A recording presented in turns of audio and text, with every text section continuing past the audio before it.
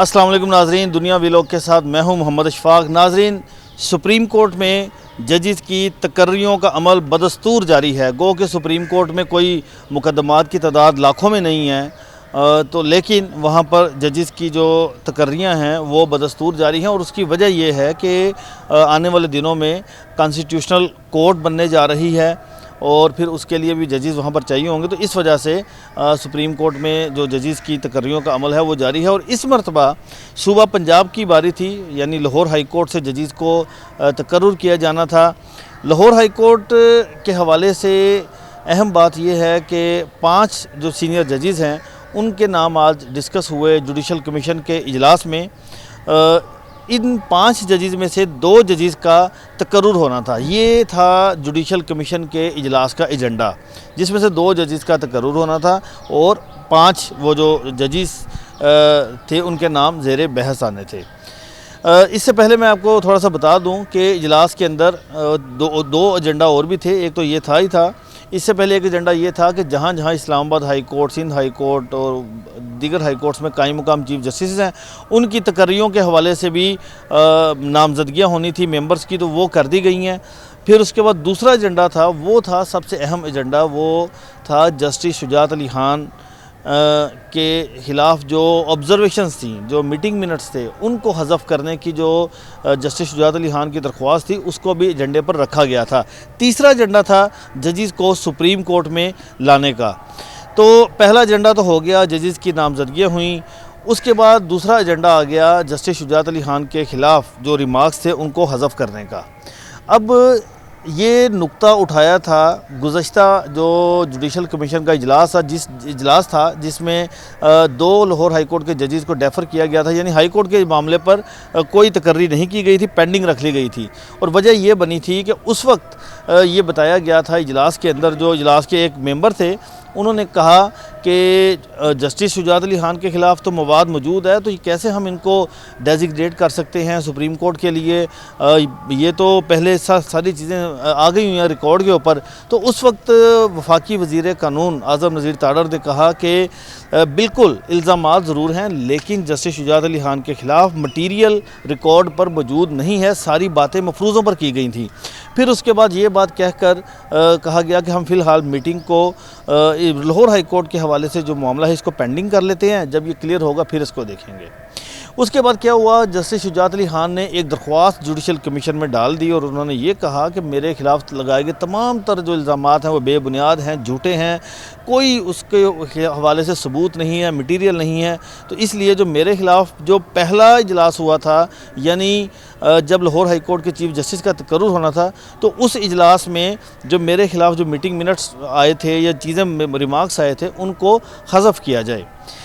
जब हज़फ करने के हवाले से जस्टिस शुजात अली खान के ख़िलाफ़ जो रिमार्क्स थे उनको हज़फ करने के हवाले से जब वोटिंग शुरू हुई तो उस इजलास में एक अहम चीज़ हुई। अहम चीज़ क्या थी कि वहाँ पर जो पाकिस्तान तहरीक इंसाफ जो कि अपोजिशन जमात है, उनके जो मेंबर हैं जो जुडिशल कमीशन के बैरिस्टर सैयद अली ज़फ़र, उनकी तरफ से मुकम्मल जस्टिस शुजात अली खान के रिमार्क्स को हज़फ करने की हमायत की गई। पाकिस्तान पीपल्स पार्टी की जानिब से भी उनके भी जो रिमार्क्स थे वो हज़फ करने की हमायत की गई।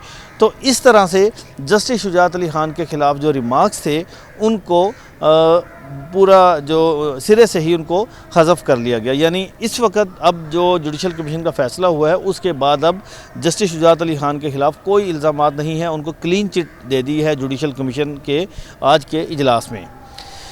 अब आ जाते हैं तीसरा एजेंडा था, तीसरा और आखिरी एजेंडा आज के इजलास का, वो था लाहौर हाई कोर्ट से 2 जजेस का तकर्रुर होना था सुप्रीम कोर्ट के लिए। और 5 जजेस को 5 जजेस सीनियर जो थे उनमें से नाम ज़ेरे गौर आने थे, जिनमें से नंबर 1 पर chief justice Lahore high court justice मिसालिया नीलम, नंबर 2 पर जस्टिस शुजात अली खान और नंबर 3 पर जस्टिस अली बाकर नजफ़ी और फिर 4 नंबर पर जस्टिस साबित शेख और 5वें नंबर पर जस्टिस सदाकत अली खान शामिल थे।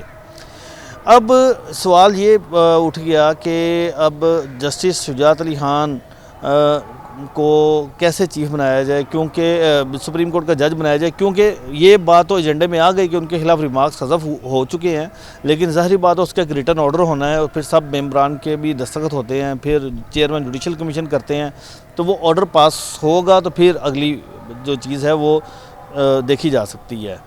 तो फिर इजलास में एक ये फ़ैसला किया गया कि फ़िलहाल हम लाहौर हाई कोर्ट से सिर्फ एक ही तकर्री कर लेते हैं और वो जस्टिस अली बाकर नजफ़ी साहब को सुप्रीम कोर्ट का जज बनाने के लिए हम वोटिंग करवा लेते हैं। जस्टिस अली बाकर नजफ़ी को सुप्रीम कोर्ट का जज बनाने के लिए जब नाम जुडिशल कमीशन में पुट किया गया तो इस हवाले से उनका जो नाम था उनको अक्सरियती राय की बुनियाद पर सुप्रीम कोर्ट का जज नामज़द कर दिया गया, यानी मुतफ़िका तौर पर नहीं हम कह सकते, अक्सरियती राय की बात पर उनको सुप्रीम कोर्ट का जज नामज़द किया गया। और उसके बाद फिर लाहौर हाई कोर्ट से जो दूसरी सीट फिल होनी थी उसको फ़िलहाल पेंडिंग रखा गया है।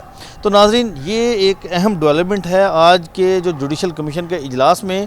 सुप्रीम कोर्ट में भी जजेस की तकर्रियाँ हो रही हैं, इसी तरह से लाहौर हाई कोर्ट में दोबारा से, क्योंकि जस्टिस नजफ़ी भी चले गए हैं तो फिर यकीनन कोई 16 की तादाद मज़ीद रह जाएगी जजेस की, तो इसलिए ये सिलसिला अभी जारी रहेगा। अलबत्ता बिलाहिर जस्टिस अली बाकर नजफ़ी के हवाले से अगर हम जिक्र करें तो जस्टिस अली बाकर नजफ़ी लाहौर हाई कोर्ट में बतौर जज उनकी 62 साल की जो मुद्दत मुलाजमत है वो रवां बरस यानी साल 2025 सितंबर में मुकम्मल हो जानी थी और उन्होंने रिटायर्ड हो जाना था, लेकिन अब चूँकि उन्हें सुप्रीम कोर्ट का जज नामज़द किया गया है तो मज़ीद 3 साल वो जज रह सकेंगे। और उसके बाद अगर हम जस्टिस अली बाकर नजफ़ी के लाहौर हाई कोर्ट में फ़ैसलों के हवाले से देखें तो उनका जो दौर है उसमें बहुत अहम फ़ैसले किए गए, जिसमें जो एक सानिया मॉडल टाउन के जुडिशल कमीशन के सरबराह वो रहे हैं, उन्होंने रिपोर्ट मुरतब की थी।